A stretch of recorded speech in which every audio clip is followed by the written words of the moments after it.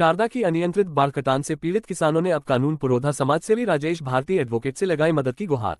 लखीमपुर खीरी उत्तर प्रदेश। आज 18 सितंबर को पलिया के शारदा क्षेत्र के राणा प्रताप गांव और हजारा गांव के शारदा नदी के अनलिमिटेड पानी के बहाव व कटान से पीड़ित किसानों ने समाजसेवी राजेश भारती और राष्ट्रीय किसान शक्ति संगठन के प्रदेश अध्यक्ष श्रीकृष्ण वर्मा से लगाई मदद की गुहार।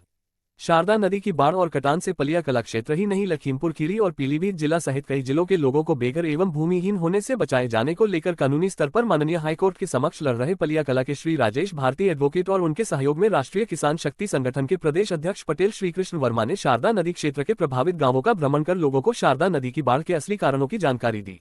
वहीं पटेल श्रीकृष्ण वर्मा ने चैनल को धन्यवाद देते हुए चैनल के माध्यम से कहा है कि शारदा नदी के बाढ़ का मंजर आज से नहीं वर्ष 1988 से है और इसके लिए पड़ोसी मित्र राष्ट्र नेपाल जिम्मेदार है, जिसे 1926 में भारत ने सिंचाई के लिए 8 किलोमीटर की एक नहर दी थी। नेपाल राष्ट्र द्वारा चाइना और कोरिया के मदद से इस नहर को पुनर्वास तक ले जाया गया और अपने कंचनपुर जिले में कई साइफन बनाकर अपनी 8 बड़ी नदियां जैसे स्याली, बनरा, बंद, चौधल, राधा आदि एवं छोटे छोटे तमाम नालों को नहर में डाइवर्ट कर पुनः शारदा नदी में ही मिला दिया गया है, जिससे शारदा के पीछे से ही अधिक पानी आने से बाढ़ और कटान का मंजर चला आ रहा है। लेकिन प्रभावित क्षेत्रों के सिंचाई विभाग के अधिकारी शारदा नदी की बाढ़ के कारणों पर शोध किए बिना क्षेत्रीय जनप्रतिनिधि और बाढ़ अधिकारी योजनाओं को मिलीभगत कर खाओ पियो नीति अपनाकर जलवा काट रहे हैं। अब राजेश भारती जी इस मामले को माननीय उच्च न्यायालय में लड़कर शारदा नदी की बाढ़ से प्रतिवर्ष होने वाली तबाही से इलाके को बचाने के दुरूह कार्य में प्राणपण से जुटे हैं। बताते चले इसी वर्ष तहसील निघासन के गजियापुर स्थित सुहेली साइफन जो कि निर्माण वर्ष 1978 से ही बंद पड़ा था, इस साइफन को भी श्री राजेश भारती जी द्वारा माननीय उच्च न्यायालय के आदेश से खुलवाने में सफलता मिल चुकी है। हमरा टुडे न्यूज की रिपोर्ट। बहुत दिनों से हमारे बड़े भाई हमारे सामने खड़े हुए हैं कि राजेश भारती जी कानूनी स्तर पर जो है माननीय उच्च न्यायालय से लड़ रहे हैं और हमने आपके साथ में इधर लखीमपुर खीरी और पीलीभीत से लेकर के नेपाल तक हम आपके साथ में हमने सर्वे भी किया है। तो सर्वे से ये लगा कि जो यहाँ जो तबाही का मंजर है बाढ़ का, तो वो मंजर जो है वो नेपाल राष्ट्र की जो 8 नदियाँ हैं, राधा, चौधर और स्याली और बनरा और बंद, ऐसे 8 नदियाँ जो है वो 8 नदियों का जो अथाह पानी अनलिमिटेड पानी जो शारदा में जो रेपाट नाल नेपाल राष्ट्र द्वारा जो है कोरिया और चाइना की साजिश से जो है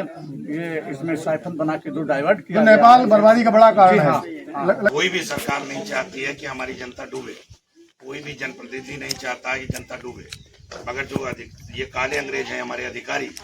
गोरे अंग्रेज बहुत अच्छे थे, उन्होंने तमाम संसाधन बनाए, मगर इन काले अंग्रेजों ने हिंदुस्तान को केवल मिट्टी में मिलाने का काम किया है। इनके खिलाफ सीबीआई की इंक्वायरी हो और इस क्षेत्र को बचाने के लिए केंद्रीय जल एवं विद्युत अनुसंधान प्रयोगशाला पुणे जो CWPRS जिसको कहते हैं वो इसका सर्वे कर रहा था। हमने जो भी PIL फाइल की है, PIL number 12/2025 Rajesh Kumar versus union of India, उसमें मैं CWPRS को मैंने पार्टी बनाया है। हमारी मांग है कि नेपाल से आने वाले एक्स्ट्रा पानी का जो है सर्वे किया जाए और सारे पानी का समग्र सर्वे होने के बाद तब उसकी जो योजनाएं बनाई जाए और क्षेत्र की पीलीभीत और लखीमपुर की जनता को बचाया जाए। और अगर सरकार ये नहीं करती है तो जान लीजिए कि सरकार के अंदर बैठे हुए लोग भी नहीं चाहते हैं कि हमारी जनता बचे। अदालत के सामने झूठा एफिडेविट दिया गया, अभी काउंटर एफिडेविट कि नेपाल से पानी नहीं आता है। क्या ये सरकार या सरकार के जो अधिकारी हैं इन लोगों को कोर्ट में जाके झूठ बोलने की थोड़ी ज्यादा जगह करनी चाहिए? आप देखिए थोड़ी झूठ बोल रहे हैं। अभी हमारे माननीय सिंचाई मंत्री जी लखीमपुर खीरी में आए 2-3 दिन पहले, उन्होंने कहा साहब लखीमपुर खीरी इस बार बाढ़ नहीं आई है और लखीमपुर खीरी में कोई बाढ़ का नुकसान नहीं हुआ। अगर बाढ़ का नुकसान नहीं हुआ तो लखीमपुर खीरी में इस साल आप पूछ लीजिए सूचना के अधिकार में कितना पैसा बाढ़ राहत में बांटा गया, कितनी राहत सामग्री बांटी जा रही है, लेकिन कहा जा रहा है बाढ़ नहीं है। जमीनें जमीन का मुआवजा भी दिया जाएगा और पिछले 40 साल से मैंने ऐसा देश नहीं देखा कि जहां पर नुकसान हो रहा है और सरकार को झूठे आंकड़े पेश किए जा रहे हैं और अदालत में झूठे आंकड़े दिए जा रहे हैं। कहा जा रहा है 2500 डैम बन जाएगा तो साफ ये राहत मिल जाएगी। 40 साल हो गए 2500 डैम अपने लिए ना लड़ सकते हैं। आपने 25 डैम हम लोग की बात आती है 1996 में ये प्रोजेक्ट आया था, लेकिन आज तक इस प्रोजेक्ट पे DPR रिपोर्ट तक भी जमा नहीं की, कुछ भी नहीं है, प्रोजेक्ट रिपोर्ट कुछ भी नहीं है। इसका क्या कारण रहा है? कारण ये रहा है कि ये क्योंकि भारत नेपाल का संयुक्त प्रोजेक्ट है, तो नेपाल की परिस्थितियां और भारत की परिस्थितियां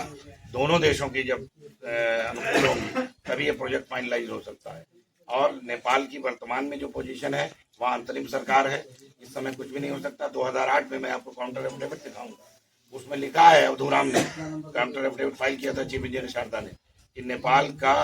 जो और भारत का ये संयुक्त प्रोजेक्ट जो है क्या नाम है इसका, आपने बोला अभी,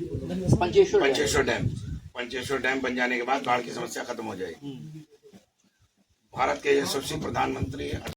17 सितंबर 2025 को आयोजित पूर्ण न्यायालय बैठक में भारत के मुख्य न्यायाधीश और भारत के सर्वोच्च न्यायालय के न्यायाधीशों ने पूर्व मुख्य न्यायाधीशों, उच्च न्यायालयों के न्यायाधीशों को वरिष्ठ अधिवक्ता के रूप में किया नामित। इसी क्रम में माननीय सुप्रीम कोर्ट ने इलाहाबाद हाई कोर्ट के हाल ही में सेवानिवृत्त हुए लखनऊ खंडपीठ के वरिष्ठ न्यायमूर्ति AR मसूदी को भी वरिष्ठ अधिवक्ता के पद पर नामित किया। एडवोकेट राजेश भारतीय ने सेवानिवृत्त वरिष्ठ न्यायमूर्ति AR मसूदी के नामित होने पर जताई खुशी।